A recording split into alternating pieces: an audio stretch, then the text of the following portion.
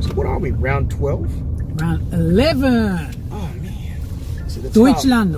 The Germans have arrived. The Germans. Hockenheim. So did you like the race, Joel? The rain that never came. It had everything to do with how the race unfolded, didn't it? Oh, it did. Towards the when you got to, what was it, lap 42? Yeah. Around lap 42? Yeah. When the threat of rain came. The problem was that there was so much wet weather front supposedly meant to be blowing in that in the end no team actually was able to predict essentially what was going to happen at that look, point. To everybody's credit, keep in mind the fact that like it wasn't a few minutes after the end of the race, it was like a torrential downpour at Hockenheim. Amazing amount of rain that arguably was meant to have taken place during the race itself, but it didn't. It didn't. And so here we found ourselves with teams guessing. Some got it right, some got it wrong, most of them didn't. Daddy's top 5. At number 5, I think we can't overlook the team orders issued by Ferrari and Mercedes to both Bottas and Raikkonen, absolute gentlemen through and through. The only difference between the two of them is Raikkonen has a funny bone and really asks for clear direction. And in this case, he wanted the team orders to clearly state move over for Vettel. Yeah. Back in the early 2000s, if you asked a race driver to move over, you would say move over. These days, there was all this political commentary. You know, there's just a whole swathe of just white noise, and Raikkonen's like, just get on with it and tell me what you want me to do. So, what do you want me to do? Do you want me to move over? Yes. Good, I'll move over. It had an influence, I think, on a few things. First of all, Vettel, the position of Vettel's tyre change at that particular point in time. He only put tyres on, he felt that he was sitting behind Raikkonen with a faster pace and he was getting more rear tyre wear. He was. And as a result of that, we're talking about team orders here. Team orders are that, let me through, I've got faster pace, I've got tyre degradation, you can see the heat of my tyres, let me through, and in the end that's what happened. Yeah. So straight after that, I think Vettel did actually prove that he had the faster pace. Like, it didn't take him, 2 laps to basically pick up 3 seconds on Raikkonen. Remembering, though, that Raikkonen was the first to pit and he was on much older tyres. Number 4, Max Verstappen, Alonso, Gasly and Leclerc, I think it may have been. Gasly, the only one on wets, and the other 3 on intermediates. Toro Rosso and Gasly running off to get wets. What's up with that, man? The commentators are poking all sorts of fun at that one. That was an amazing change that not even the worst teams could typically have made a mistake with. That was great. Simply all the teams were reacting to what was meant to be rain that never came, as Joel had said. Oh, absolutely wrecked their race. Alonso doing very well, in a clear position for P6. Tyre degradation aside, I think he definitely was in a position to pick up points. Very, very unlucky to deal with this issue of tyre management, which ultimately relegated him to DNF. It did, yeah, strangely enough. I mean, look, he waited as long as he could. He got as high into lap 31 before he actually needed to physically do a change. But he was the first of the field starting in V11 that started on the softs. Everyone else is on ultra soft. So he had the chance to go quite long into the race, into the pit change window, and did so. But then it was around that time, wasn't it, Joel, that the weather was supposedly meant to enable him to go onto inters or wets, as the case may be. Never happened, so he had to change anyway. That was his first pit stop. Then they made a miscalculation on when the weather actually did come in, and then he changed onto inters for his second pit stop. And then only a matter of a few laps later, they all realised that the inters were just getting far too hot and degrading because the rain didn't come. That's right. Third pit stop, fell behind Van Dorn. Van Dorn only took 2 pit stops for the whole race. It didn't actually move on to inters at all. And in the end, he DNF'd, as you said. That's right. Fascinating. And Van Dorn had car troubles himself. So it really kind of is sort of the point 3 as well, around this whole chaos with the inclement weather that was supposed to come in that never did, which had given rise to all this. But we haven't really touched much on Verstappen. Verstappen did come in quite early in that pit window as well, again under orders by Red Bull. But he drove such a fantastic race this race, didn't he? Verstappen, really mature driving from him, really liking the way his mid-season is panning out. Arguably, though, like I know that you were praising him for pulling off on that corner where he was basically trying to push Kimi. That one, turn one. Yeah, pushing Kimi. This is me. I actually think that Max should have just pushed for it. And I think that if he had continued to push, it's very likely Kimi would have given way. Maybe, hard one to Possibly. know. But look, maybe he just felt that Raikkonen was already committed to that corner and decided that it was, through better judgment, it wasn't the right thing to do. Verstappen, historically, may have gone for everything. But in this particular instance, he didn't. He got fourth, so it wasn't the worst day out for him. That same can't be said, unfortunately, for local town hero, Ricciardo. Daniel. It's not his year, unfortunately. Well, he's had his wins. Yep. But it hasn't been. He's had some really, really bad luck with engines this year. But look, ultimately, Ricciardo started in P19 and had to come through the field like Hamilton, who himself had issues starting out in P14, and Hamilton had success starting out on softs and was able to get more heat into them quicker than Ricciardo. Ricciardo really sort of struggled at the back of the field for quite some time, but then he did retire, as you said, with engine issues, ironically, which is the very reason why he started in P19 to begin with. What was the exact issue that ended up? I didn't actually pick it up at the end. Was it something to do with the MG UK again? Look, they haven't actually specifically commented. All they've said at this point in time or post-race was that it was engine related, which is what started that interweb rumour that I showed you. That said, the issue with the engine ultimately meant, Joel, that it was something that perceptibly could have been avoided. On to number 2. It has to be the Vettel crash. I think the Vettel crash set about, again, a chain of events there, mate. In lap 52, into that left-hander, a little bit of moisture on the trap already by this point. And unfortunately for Vettel, he drove a brilliant race up to that point. He qualified brilliantly. The Ferrari has the winning edge right now. I really feel for Vettel in this scenario, to be honest. He was gutted, wasn't he? Oh, look. And he handled it very well as well, in my opinion. Like, I know that there's a lot of Vettel haters out there who basically jumped onto the internet and they've just gone, oh, look at him chuck his little temper tantrum. It's like, come on.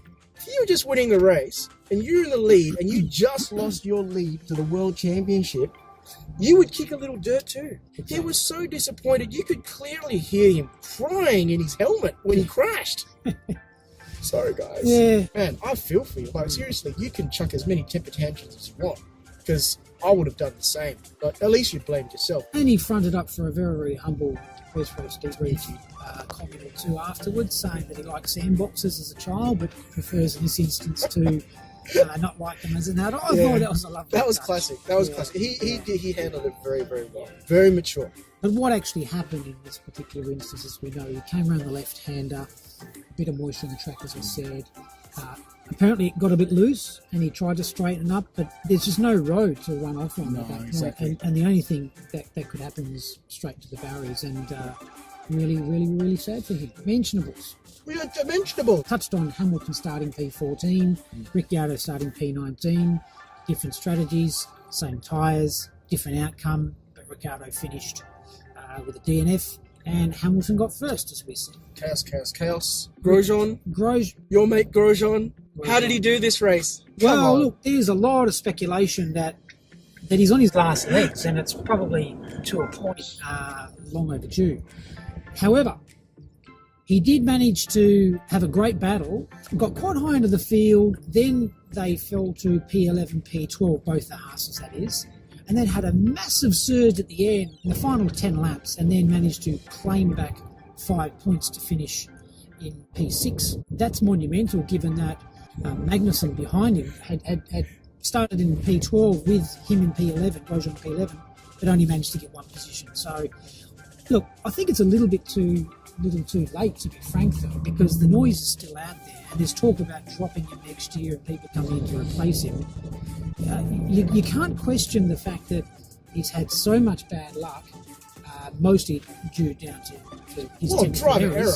It's his own fault. Yeah. Oh, look, I know I give you a lot of hassle for the way that you talk about Grosjean, but let's be real here. Let's be real. He's having a terrible season, and it's not to do with his car. There's a whole video in here, in actual fact, in terms of performance, where we really should be analysing the back of the field for who ultimately is the poorest performing driver on the track at the moment. He's certainly one of the poorer performers. If it weren't for this weekend, I think a lot more scrutiny would have been. Let's very, very briefly discuss the fact that Williams did actually manage to find some pace, but unfortunately, engine errors, they both DNF'd out. It was very, very unlucky considering the fact that it looks like they're moving in the right direction.